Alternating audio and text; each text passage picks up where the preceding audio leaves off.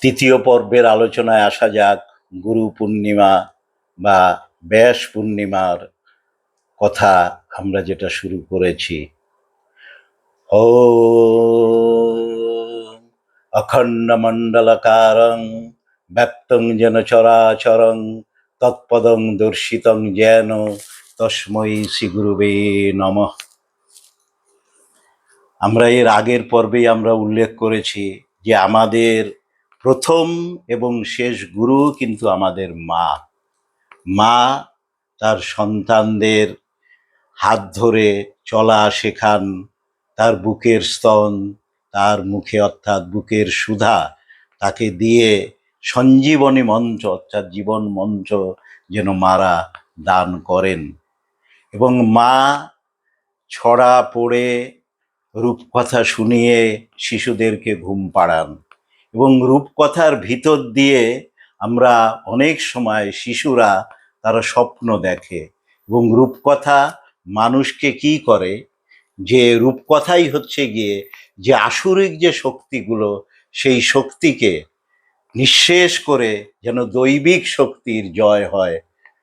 প্রায় সব রূপকথাতেই সেই রাক্ষস খোক্ষস তারা আস্তে আস্তে তারা নিধন হচ্ছে কিভাবে, এবং যে দৈবিক শক্তির কিভাবে জয় হচ্ছে সেই জিনিসগুলো আমরা দেখি।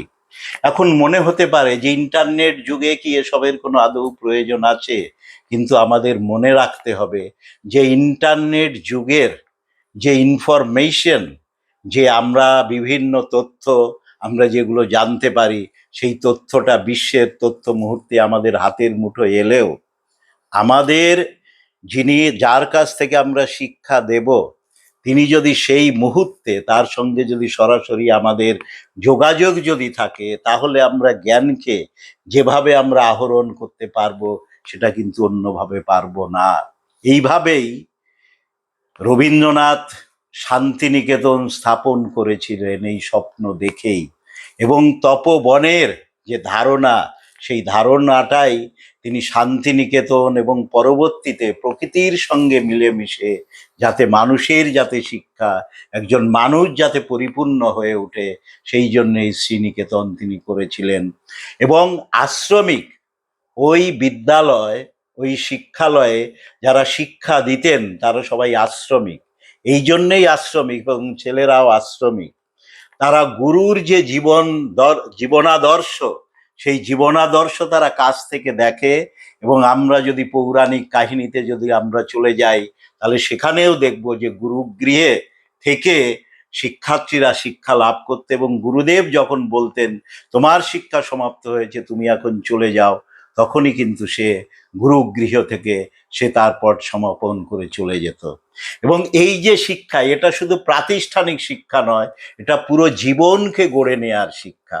এই পুরো জীবনকে গড়ে নেয়ার শিক্ষা যদি আমাদের তৈরি যদি না হয়, তাহলে আমরা চারিদিকে যে আমরা অশান্তি যেগুলো দেখতে পাচ্ছি, যে ছোট ছোট এবং একটু বড় হলে যে যুবক কিশোর যে এই লেখাপড়ার ভিতর দিয়ে যেতে যেতে কেউ ইঞ্জিনিয়ারিংয়েও চান্স পেয়েছে, ডাক্তারিতে চান্স পেয়েছে, আইআইটির ছাত্র, তারা নানান কারণে তারা সুইসাইড করছে।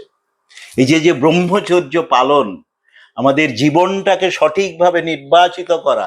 এবং বিবেকানন্দ বলছেন যে আমরা যদি আমাদের শিক্ষালয়ে আমাদের যে আবহাওয়াটা আছে, অ্যাটমসফিয়ার, সেইটা যদি স্পিরিচুয়াল এবং মরালিটি সেটা যদি না যদি থাকে, তাহলে কিন্তু আমরা সঠিক জায়গায় পৌঁছাতে পারবো না। তাই যে স্বপ্ন দেখার কথা বলেছিলাম, মা রূপকথার ভিতর দিয়ে স্বপ্ন দেখে। এপিজে আব্দুল কালাম তিনিও স্বপ্ন দেখেছিলেন। কি স্বপ্ন দেখেছিলেন? তিনি ফাইটার জেট চালাবেন। এবং সেখানে গিয়ে তিনি দেখলেন যে তিনিই হচ্ছেন গিয়ে বাদ যারা পড়েছে, তার হচ্ছে গিয়ে তিনিই হচ্ছেন গিয়ে প্রথম যারা ওই যে ফাইটার জেটে যারা পেয়েছেন, অর্থাৎ ভর্তি হওয়ার যারা সুযোগ পেয়েছেন, যারা বাদ গেছেন, তার প্রথম ক্যান্ডিডেট হচ্ছেন গিয়ে এপিজে আব্দুল কালাম। মনের ভিতর তখন খেদ, তিনি তখন সুইসাইড করার জন্যে, তখন তিনি আত্মহত্যা করার জন্যে সেই ভারতের এক প্রান্ত থেকে, কোথায় সেই তামিলনাড়ু, সেখান থেকে তিনি চলে এলেন ঋষিকেশ। এবং ঋষিকেশে তিনি সেই গঙ্গাতে ঝাঁপ দেবেন, একবার এগোচ্ছেন একবার পেছোচ্ছেন।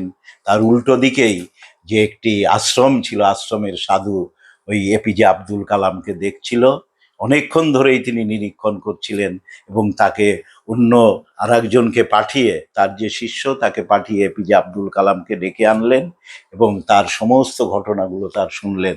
তারপর তিনি বললেন যে তুমি হতাশ হয়েও না, তুমি আজকে যে জন্যে তুমি আত্মহননকে বেছে নিচ্ছ, আগামী দিন তোমার এর থেকেও তুমি অনেক অনেক বড় জায়গা তুমি পাবে।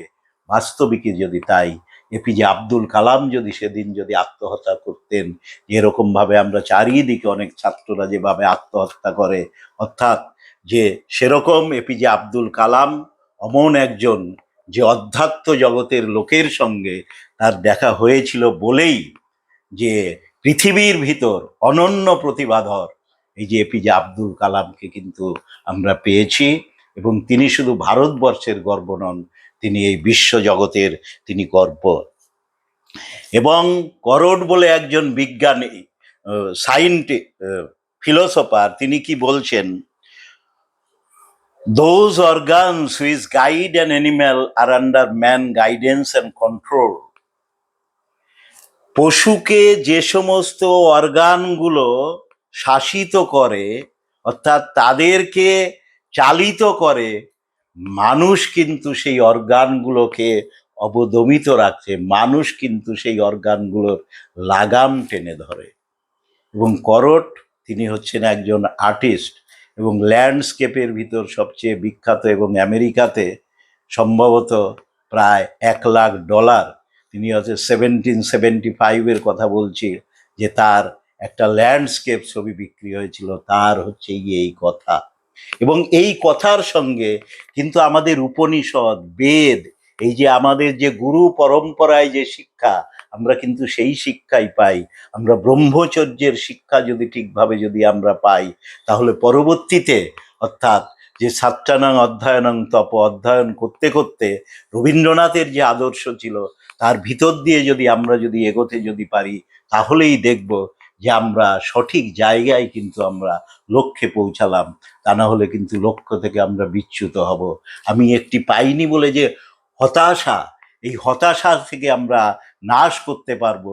এবং আমরা দেখি কুরুক্ষেত্রের যে যুদ্ধ, অর্জুনকে এই শ্রীকৃষ্ণ, অর্থাৎ ফ্রেন্ড, ফিলোসফার অ্যান্ড গাইড, এই বিশ্বের মানে মনুষ্য সভ্যতার সর্বশ্রেষ্ঠ শিক্ষক হচ্ছেন গিয়ে কৃষ্ণ। তিনি সকার সঙ্গে তিনি বন্ধুভাবে তিনি মিশেছেন এবং তাকে জীবনের যে লক্ষ্য, জীবনের যে হতাশা তাকে যে গ্রাস করেছিল, হতাশা থেকে তাকে তিনি জাগ্রত করেছিলেন এবং ধর্মের পথে, ধর্মযুদ্ধে তাকে অবতীর্ণ করে এই পৃথিবীকে যে অধর্ম এবং দুর্বৃত্তায়নের হাত থেকে তিনি রক্ষা করেছিলেন। তা আমরা আমাদের আলোচনা আমরা শেষ করতে চাইছি এবং এই শ্লোকটি দিয়ে, তমেব মাতা চ পিতা তমেব, তমেব বন্ধুশ্চ সখা তমেব, তমেব বিদ্যা দ্রবিণং তমেব, তমেব সর্বং মম দেব দেব। তুমি আমার পিতা, তুমি আমার মাতা, তুমি আমার বিদ্যা, তুমি আমার দেবতা, এবং তোমাতেই আমি কি হচ্ছি, যে তোমাতেই আমি দ্রবীভূত হয়ে যাচ্ছি। শিষ্য গুরুতে যখন দ্রবীভূত হয়ে যাবে, গুরু অনন্ত জগতের সঙ্গে দ্রবীভূত, তখনই কিন্তু আমাদের যে অধ্যাত্ম জ্ঞান, অর্থাৎ যে আমাদের এই যে যে দিন, অর্থাৎ ব্যাস পূর্ণিমা বা গুরু পূর্ণিমা, সেইটির পালনের সার্থকতা রচিত হবে। সবাইকে নমস্কার, অজস্র অজস্র ধন্যবাদ।